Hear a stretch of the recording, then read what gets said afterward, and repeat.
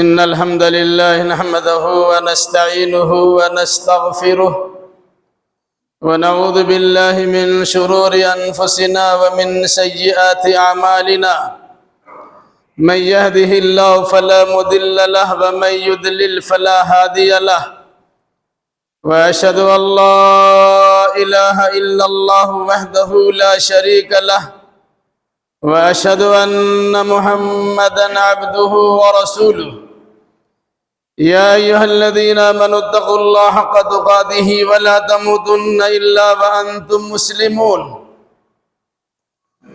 يا أيها الناس اتقوا ربكم الذي خلقكم من نفس واحدة وخلق منها زوجها وبث منهما رجالا كثيرا ونساء واتقوا الله الذي تساءلون به والأرحام إن الله كان عليكم رقيبا يا أيها الذين آمنوا اتقوا الله وقولوا قولا سديدا يصلح لكم أعمالكم ويغفر لكم ذنوبكم ومن يطع الله ورسوله فقد فاز فوزا عظيما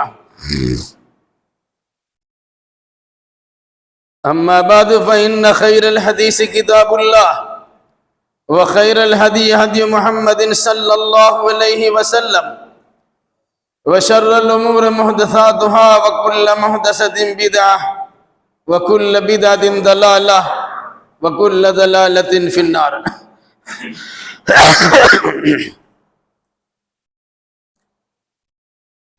أعوذ بالله السميع العليم من الشيطان الرجيم بسم الله الرحمن الرحيم ولقد كرمنا بني آدم وحملناهم في البر والبحر ورزقناهم من الطيبات وفضلناهم على كثير ممن خلقنا تفضيلا وقال تعالى إنما جزاء الذين يحاربون الله ورسوله ويسعون في الأرض فسادا أن يقتلوا أو يسلبوا أو تقطع أيديهم وأرجلهم من خلاف أو ينفوا من الأرض ذلك لهم خزي في الدنيا ولهم في الآخرة عذاب عظيم سبحانك لا علم لنا إلا ما علمتنا إنك أنت العليم الحكيم رب اشرح لي صدري ويسر لي أمري واحلل عقدة من لساني يفقهوا قولي رب زدنی علما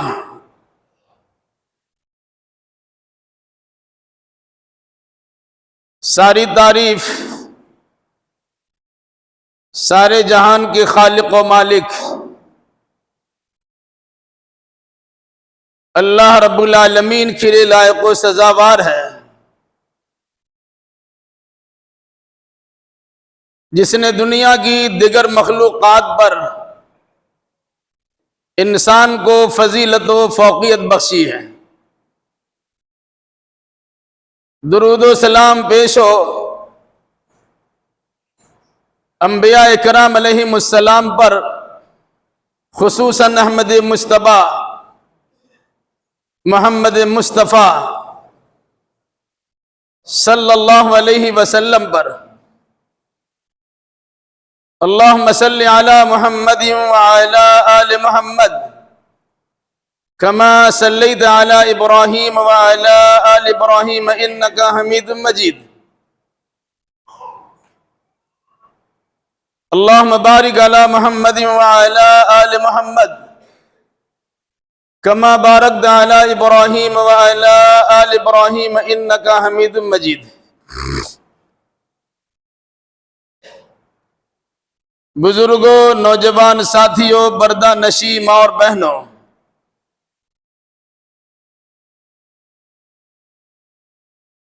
خطبہ مسنونہ کے بعد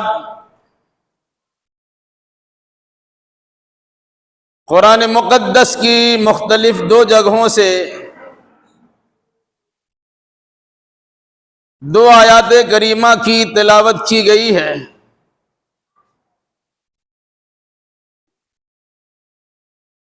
انشاءاللہ الرحمن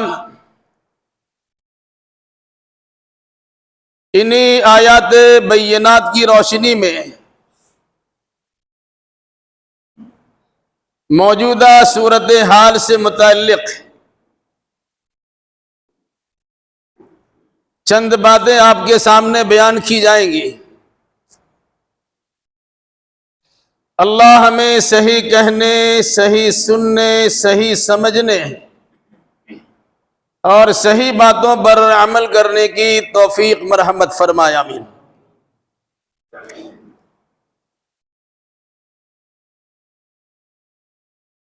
اللہ نے دنیا میں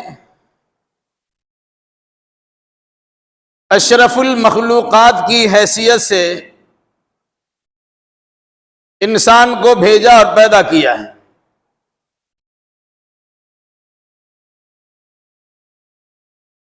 روئے زمین کی جتنی مخلوقات ہیں ان تمام مخلوقات پر انسان کو فضیلت و اہمیت اور برتری حاصل ہے۔ البتہ آسمانی مخلوقات میں بعض انسان کو فرشتوں پر جزوی فضیلت حاصل ہے۔ اگر کوئی انسان یہ سوچتا ہے کہ سارے انسان سارے فرشتوں سے بہتر ہے، یہ اس کا سوچنا غلط ہے۔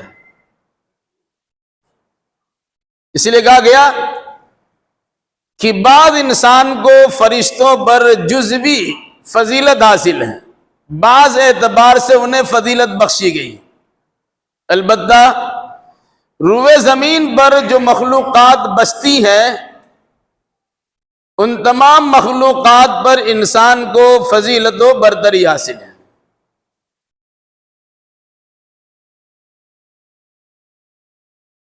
موجودہ دور میں انسان کی نگاہ میں انسان کی قدر و منزلت نہیں ہے، اور اگر کوئی انسان کسی کی تعظیم و تکریم بجا لاتا ہے تو وہ صرف اور صرف الا ماشاء اللہ، وہ صرف اور صرف تملق پسندی اور چاپلوسی کا نتیجہ ہوتا ہے۔ ورنہ اگر کوئی انسان کسی کی تعظیم و تکریم بجا لائے، ان کا ادب و احترام کو ملحوظ خاطر رکھے، تو کبھی روئے زمین پر فساد برپا نہیں ہو سکتا، بگاڑ نہیں ہو سکتا۔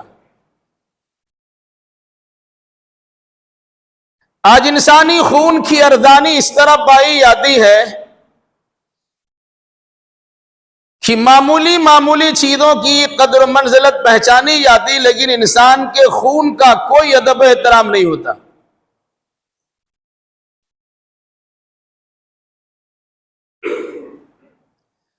انسان کے خون کی ارزانی کی کیفیتیں الگ الگ ہیں۔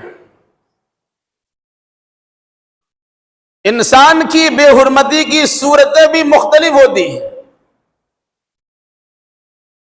کوئی انسان کسی انسان کو قتل کر کے اسے بے عزت کرتا ہے، تو کوئی انسان کسی کی عزت و ناموس پر حملہ کر کے اسے ذلیل و خوار کرنے کی کوشش کرتا ہے۔ تو کوئی انسان کسی کی آرام و سکون کی زندگی پر دست درازی کرتے ہوئے اس کی آرام و سکون کو چھیننے کی ناپاک کوشش کرتا ہے۔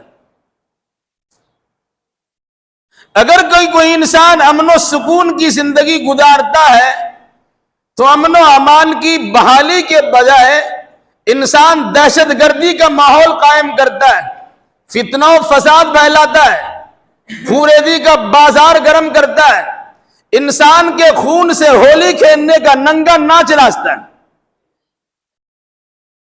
اور اس کے باوجود انسان کے سامنے مگرمچھ کا آنسو بہا کر اس کے آنسو کو پوچھنے کی کوشش بھی کرتا ہے، اور ساتھ ساتھ دنیا والوں کے سامنے اپنے آپ کو ہمدرد بنا کے بھی پیش کرتا ہے۔ بھائی، اب انسان کی نگاہ میں دھول جھونک سکتے ہیں، انسان سے آپ پوشیدہ رہ سکتے ہیں، اپنے آپ کو چھپا سکتے ہیں، لیکن اللہ تبارک و تعالیٰ کے انگنت تعداد فرشتے آپ کے ان اعمال کی حفاظت کرنے میں یا اسے اپنے ضبط تحریر میں لانے میں جو مامور و متعین ہے، اس سے اپنے آپ کو چھپا نہیں سکتے۔ انسان کو کیمرے کا ڈر رہتا ہے، جبکہ لوڈ شیڈنگ ہو جائے تو کیمرہ کام نہیں کرتا، بٹن اس کا بند کر دیا کیمرہ کام نہیں کرتا، اس کا ڈر تو لگا رہتا ہے، لیکن اللہ تبارک و تعالیٰ کے فرشتوں کے ہاتھ میں جو کیمرے ہیں، نہ رات دیکھتے ہیں نہ دن، ہر وقت میں انسان کے سارے اعمال اس میں ریکارڈ ہو جاتے ہیں، انسان اس سے ڈرتا نہیں ہے۔ معاملہ کیا ہے؟ ابھی 3 دن پہلے کا واقعہ، کشمیر کے پہلگام میں جو حادثہ ہوا، المناک واقعہ ہوا، دردناک واقعہ رونما ہوا، انسان اس کی سنگینی کو محسوس کرتا ہے، اور ہر انسان اس سلسلے میں کچھ نہ کچھ اپنی زبان سے نکالتا ہے۔ اچھا نہیں ہوا، جس نے بھی کیا غلط کیا، اس میں کوئی شک نہیں ہے، وہ ایسا عمل ہے جس کی جس قدر مذمت کی جائے وہ کم ہے۔ لیکن صرف مذمت کرنے سے مسئلہ حل نہیں ہوتا۔ قاتلوں کو جب تک ان کے کیفر کردار تک نہ پہنچایا جائے، یہ ظلم بربریت کا بازار ٹھنڈا نہیں ہوگا۔ ظالموں کی گرفتاری عمل میں آئے، اس کی تحقیق اور چھان بین اس کی ہو جائے، اور ساتھ ساتھ جب اس پر مجرمانہ ذہنیت کا پتہ چل جائے، انہیں وہی کڑی سزا دینی چاہیے کہ جس کے نتیجے میں آئندہ کوئی انسان ایسی حرکت کرنے کے لیے تیار نہ ہو۔ مگر یہ صورتحال دکھتے نہیں ہے۔ کبھی کوئی انسان پاکستان پہ حملہ کرنے کا الزام لگاتا ہے، کبھی کوئی انسان کشمیری بھائیوں پر اس قسم کا الزام دھرتا ہے، کبھی کوئی انسان کسی اور قسم کے بہانے بنا کر لال بھجکت کی طرح کچھ باتیں بیان کر کے اپنے دل کو تسلی دے لیتا ہے، لیکن اس کے بعد 2-4 دنوں کے بعد معاملہ ٹھنڈا پڑ جاتا، وہ سرد کھانے میں چلا جاتا۔ اگر یہ پوچھ لیا جائے کہ اگر پاکستانیوں نے حملہ کیا تو آپ کا انتظامیہ کہاں سو رہا تھا؟ آپ کے کہنے کے مطابق پرندہ پر نہیں مار سکتا، لیکن پاکستان کا ایک انسان آ کر آپ کے ہندوستان میں سیر و سیاحت کی جگہ پر یہ ننگا ناچ چلا سکتا ہے؟ آپ کا انتظامیہ کہاں تھا؟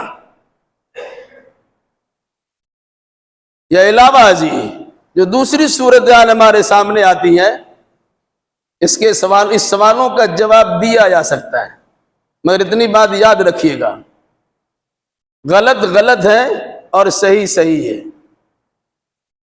کچھ لوگوں نے کہا ابھی ملک میں وقف بل یا وقف ایکٹ سے تعلق کے متعلق مسلمانوں کے درمیان بڑی زبردست احتجاجی کوششیں ہو رہی ہے، اس سے ذہن و دماغ کو ہٹانے کے لیے اس قسم کا واقعہ کرا دیا گیا۔ ہو بھی سکتا ہے کس نے کی، اللہ کو معلوم۔ علاوہ ازیں حکومت کی اپنی ناکامی، جس پر پردہ ڈالنے کے لیے اس قسم کی صورتحال پیدا کر دی جاتی ہے کہ لوگ اسی میں الجھ کے رہ جائیں اور باقی چیزوں پر سوال جواب نہ کرنا پڑے۔ ایک کشمیر میں حملہ ہوا، اتنا ہنگامہ ہوا، ملک کے دیگر مقامات پر بھی ہنگامے ہوتے ہیں، اس کا تذکرہ اور تبصرہ تو نہیں ہوتا۔ عالمی پیمانے پر دیکھیے تو فلسطین میں روز بروز غزہ کی سرزمین پہ ہمہ وقت اس قسم کی طوفان بدتمیزی مچائی جاتی ہے، کوئی بولنے کے لیے تیار کیوں نہیں ہوتا؟ کیا وہاں انسان نہیں ہے؟ وہاں انسانی خون کی ارزانی نہیں ہے؟ وہاں بچے یتیم نہیں ہو رہے ہیں؟ یا بوڑھوں کو شہید نہیں کیا جا رہا ہے؟ یا جوانوں کو مارا نہیں جاتا؟ یا عورتوں کو بیوہ نہیں بنایا جاتا؟ تو وہاں کی باتیں کیوں نہیں آتی ہے؟ یہاں ہو کہ وہاں جہاں بھی اس قسم کی حرکتیں ہوتی ہیں وہ قابل مذمت ہے، اس کی تردید ہونی چاہیے، اس کا انکار ہونا چاہیے، اور صرف تردید پر اکتفا کرنے کے بجائے مجرموں کو دردناک سزا سے دوچار کرنے کی مکمل تیاری ہونی چاہیے۔ بعد میں پتہ چلے گا ہمارے خاندان کے افراد ہیں، ہمارے رشتہ دار ہیں، ہمارے پارٹی کے لوگ ہیں، ہمارا ورکر ہے، ہمارے لیے کام کرنے والے افراد ہیں، ان سے جذباتی انداز میں یہ کام ہو گیا، لیپاپودی کرنے کی نوبت چلی آتی ہے۔ ایسے موقع پر اسلام کا قانون عدل سامنے رکھنا چاہیے۔ اسی مناسبت سے قرآن کی مختلف 2 جگہوں سے 2 آیات کریمہ پڑھی گئی ہے، اس کا ترجمہ کی سماعت کیجئے، باقی عقل مندوں کے لیے اشارہ کافی ہے، سمجھدار لوگ ہیں سمجھ سکتے ہیں۔ وَلَقَدْ كَرَّمْنَا بَنِي آدَمَ وَحَمَلْنَاهُمْ فِي الْبَرِّ وَالْبَحْرِ وَرَزَقْنَاهُمْ مِنَ الطَّيِّبَاتِ وَفَضَّلْنَاهُمْ عَلَى كَثِيرٍ مِّمَّنْ خَلَقْنَا تَفْضِيلًا۔ ہم نے آدم کی اولاد کو فضیلت بخشی ہے۔ وَحَمَلْنَاهُمْ فِي الْبَرِّ وَالْبَحْرِ، اور ہم نے خشکی اور تری میں انہیں سواری عطا کیا ہے۔ وَرَزَقْنَاهُمْ مِنَ الطَّيِّبَاتِ، اور ہم نے انسان کو، آدم کی اولاد کو پاکیزہ روزی بھی عطا کی ہے۔ وَفَضَّلْنَاهُمْ عَلَى كَثِيرٍ مِّمَّنْ خَلَقْنَا تَفْضِيلًا، اور جتنی مخلوق ہم نے پیدا کی ہے ان میں سے اکثر و بیشتر پر ہم نے انسان کو فضیلت بخشی ہے۔ انسان کی تعظیم و تکریم کا حکم اللہ نے دیا۔ اس تعظیم و تکریم کی شکل کیا ہے؟ قرآن مقدس کی دوسری آیت کی روشنی میں سے سمجھیں تو بڑی آسانی سے سمجھا جا سکتا ہے۔ آدم علیہ السلام کے 2 بیٹوں کا واقعہ قرآن نے بیان کیا ہے۔ دنیاوی اغراض و مقاصد کے تحت متکبرانہ ذہنیت کے نتیجے میں اللہ سے بے خوف اور نڈر ہو کر ایک بھائی نے ایک بھائی کو ذبح کر دیا۔ قابیل نے حابیل کو قتل کر دیا۔ فوراً بعد ایک بھائی کے قتل کرنے پر دوسرے بھائی کو ندامت و شرمندگی کا سامنا کرنا پڑا۔ لاش لے کے گھوم رہے ہیں، کچھ سمجھ میں نہیں آ رہا ہے اس لاش کے ساتھ برتاؤ کیا کریں۔ اللہ نے کوا بھیجا، زمین کو اس نے کھودا، کچھ اس میں چھپانے کی کوشش کی، اس سے اسے اندازہ ہوا کہ میت کو زمین کے اندر چھپایا جا سکتا ہے۔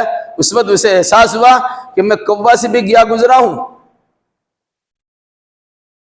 کوا ذلیل قسم کا جانور ہے، انسان جب کسی کو قتل کرتا ہے ذلت و خواری کے ساتھ اسے فوراً بھگتنا پڑتی۔ اس کے بعد قرآن کیا کہتا ہے؟ من اجل ذلک كتبنا على بني اسرائيل انه من قتل نفسا بغير نفس او فساد في الارض فكانما قتل الناس جميعا ومن احياها فكانما احيا الناس جميعا۔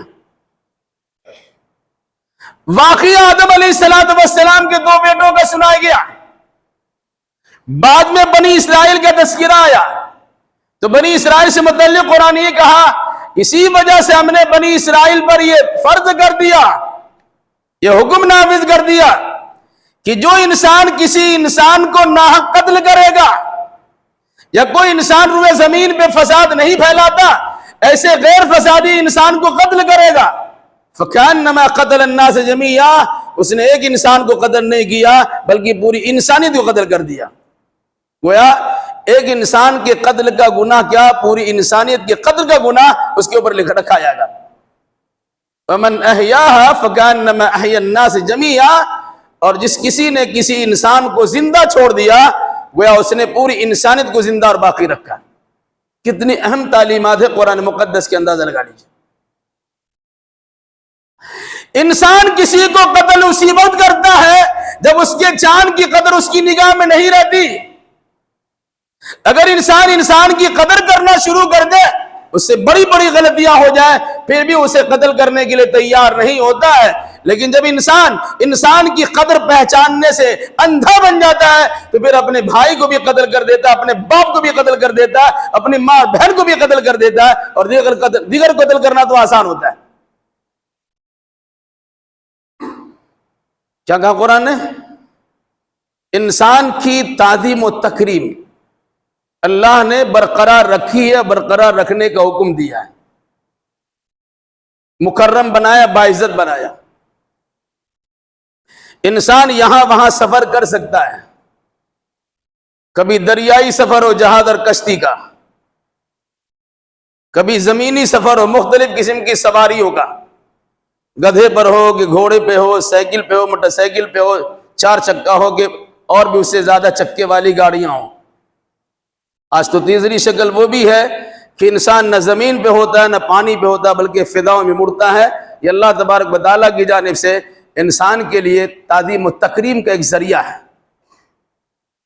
اور اسی پر بس نہیں کی بلکہ یہ بھی قرآن کہتا ہے وَرَزَقْنَاهُم مِّنَ الطَّيِّبَاتِ، انسان کو اللہ نے جانور نہیں بنایا کیڑا مکوڑا کھانا شروع کر دے، حلال و حرام کی تمیز کیے بغیر کچھ بھی کھانا شروع کر دے، نہیں، بلکہ انسان کو اللہ تبارک و تعالیٰ نے پاکیزہ روزی عطا کی۔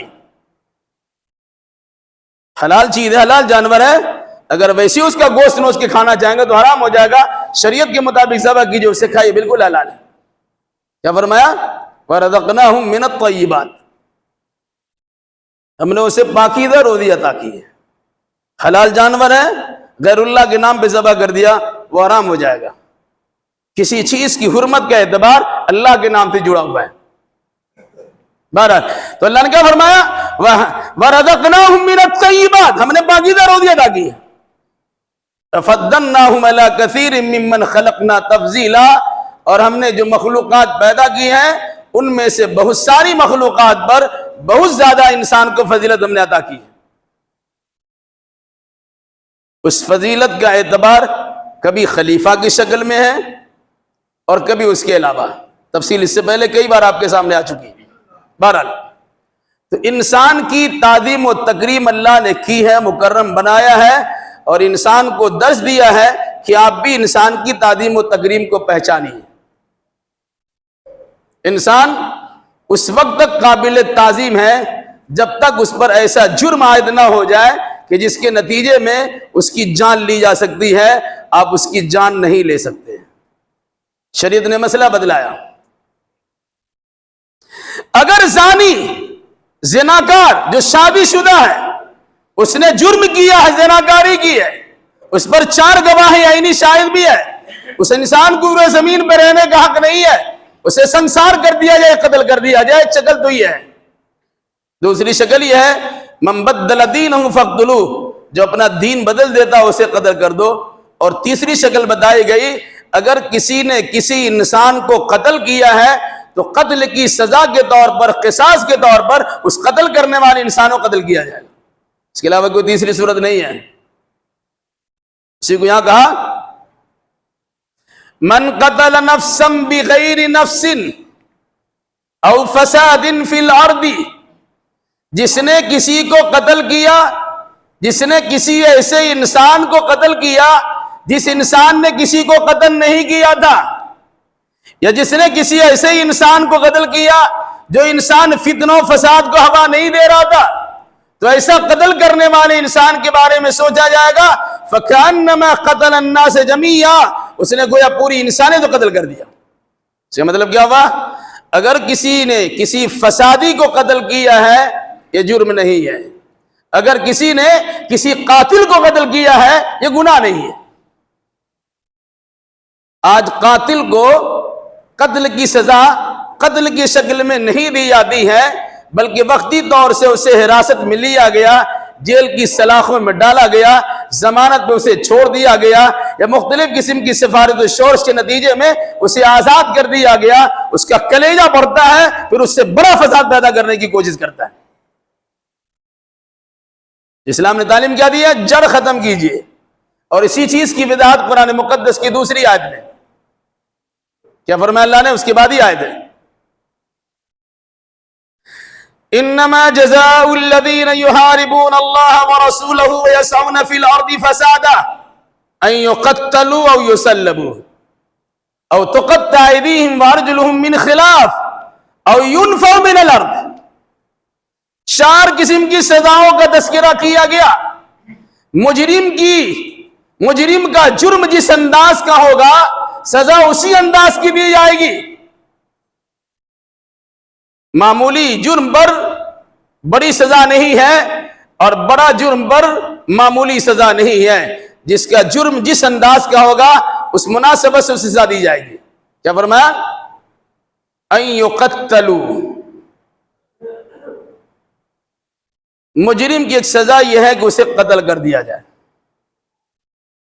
دوسری سزا کیا ہے؟ ان یسلبوا، یا اسے سولی پہ لٹکا دیا جائے۔ تیسری سزا کیا ہے؟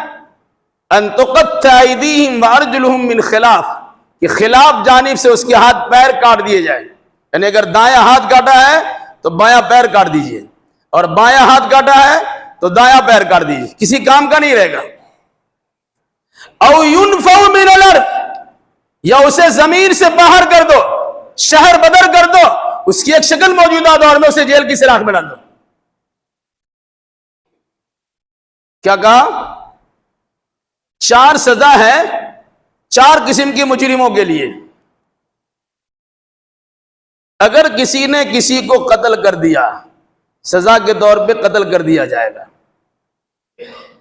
اگر کسی نے کسی کو سولی پہ لٹکا دیا، سزا کے طور پہ اس کی سولی پہ لٹکایا جائے گا۔ اگر کسی نے کسی کے ہاتھ پیر کاٹ دیے، سزا کے طور پہ اس کا ہاتھ پیر کاٹ دیا جائے۔ اور اگر کسی نے کسی کو صرف دھمکایا ہے، چمکایا ہے، ڈرایا ہے، خوف دلایا ہے، کہ ایسے لوگوں کو جیل کی سلاخ میں ڈالا جائے تاکہ آئندہ ایسی حرکت کرنے کے لیے تیار نہ ہو۔ یہ قرآن مقدس نے باضابطہ رہنمائی کی ہے۔ مسلمان ہو یا غیر مسلم حکومتیں اگر قرآن مقدس کی آیت کے مطابق عمل کرنا شروع کر دے تو امن و امان کی بحالی ہو سکتی ہے اور فتنہ و فساد کا خاتمہ ہو سکتا ہے۔ بہرحال کیا ہے؟ جب موب لنچی کا معاملہ آتا ہے زبان خاموش ہے، جب سفر کرتے ہوئے کسی داڑھی ٹوپی والے انسان پر حملہ ہوتا ہے زبان خاموش ہے، جب کسی مسلم بستی میں جا کر مکاریاں کی جاتی، فتنہ فساد پھیلایا جاتا، زبان خاموش ہے، جب کسی مسلمانوں کی مسجدوں کو توڑا جاتا انسان کی زبان خاموش ہے، اگر کہیں کسی کی بے عزتی اور بے آبرو کی جاتی ہے انسان کی زبان وہاں خاموش ہوتی ہے۔ پیمانہ ہمیشہ ایک رکھنے کی ضرورت ہے، چاہے مسلم ہو چاہے غیر مسلم، اگر کسی کے ساتھ اس قسم کی بدتمیزی کی گئی ہے اس کی سزا دی جانی چاہیے اور یقیناً سزا ملنی چاہیے۔ اسلام نے مسلم اور غیر مسلم کا یہاں فرق نہیں رکھا ہے۔ سماج میں اگر غیر مسلم بھی گناہ کرتا ہے، وہ گناہ جس کے نتیجے میں قتل کیا جانا چاہیے اس کو بھی قتل کیا جا سکتا ہے، اور مسلم نے اس قسم کا جرم کیا ہے اسے بھی قتل کیا جا سکتا ہے۔ جیسی سزا کہ اس نے کام کیا ہے، جیسا جرم اس نے کیا ہے، اسی مناسبت سے اس کو سزا ملنی چاہیے اور ضرور ملنی چاہیے۔ کیا کہا قرآن نے؟ آدم کی اولاد کو ہم نے فضیلت بخشی ہے۔ کس بات سے فضیلت بخشی ہے؟ بزرگی دی ہے۔ جنات سے بہتر انسان ہے، کچھ فرشتوں سے بہتر انسان ہے، دنیا میں دیگر مخلوقات سے بہتر انسان ہے۔ اس انسان سے بھی غلطی ہو سکتی ہے، اس کا یہ مطلب نہیں ہے کسی کی بہتری کا کلمہ پڑھا جائے اور اس کے گناہوں پر آنکھ بند کر لیا جائے۔ غلطی کسی کی ہوگی، غلطی ثابت ہو جائے سزا اس کی دینی چاہیے، یہ الگ سی بات ہے۔ کبھی کبھی کہ اکثر و بیشتر مجرم تو دامن بچا کے نکل جاتا اور شریفوں کی گرفتاری عمل میں چلی جاتی۔ ایک انسان زبان نہیں کھولتا، اسے انسان پکڑ لیتا ہے، وہ اپنے آپ کی صفائی دیتا ہم نے ایسا نہیں کیا، پھر بھی گرفتاری اس کے عمل میں آتی ہے۔ اور مجرم کبھی کبھی مجرمانہ ذہنیت کا پرچار کرتا ہے لیکن اس کی زبان کھولنے کے لیے کوئی تیار نہیں ہوتا۔ جب اس قسم کی بے انصافی ہوگی تو امن و امان کی بحالی نہیں ہو سکتی ہے۔ یاد رکھیے گا، امن اللہ کی بہت بڑی نعمت ہے۔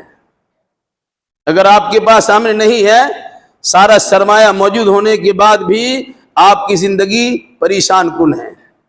اب دیکھ لیجئے، سارے وسائل آپ کے پاس موجود ہے، کرفیو کا زمانہ ہو گیا، ہمیشہ خطرہ لگا رہتا کب کدھر سے حملہ ہو جائے گا، کدھر سے کبھی گرفتاری عمل میں آ جائے گی، کبھی کوئی اور معاملہ ہو جائے گا، تو ڈر کی انسان زندگی گزرتا ہے، وہ گھٹ گھٹ کے مرمر کی زندگی گزارتا ہے۔ امن اتنی بڑی چیز ہے۔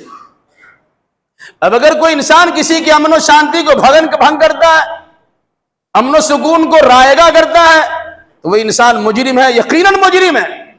لیکن مجرم کو مجرم کہنے کے لیے صرف زبان کا استعمال کرنے کے بجائے اس کی صحیح تحقیق و تفتیش ہونی چاہیے، اور جب مجرم کا پتہ چل جائے، اس کی گرفتاری عمل میں آئے، اس کے جرم کے مطابق سزا ضرور ملنی چاہیے۔ نام پوچھ کے مارا ہے کہ نام پوچھے بغیر مارا ہے؟ مارا تو انسان کو ہے۔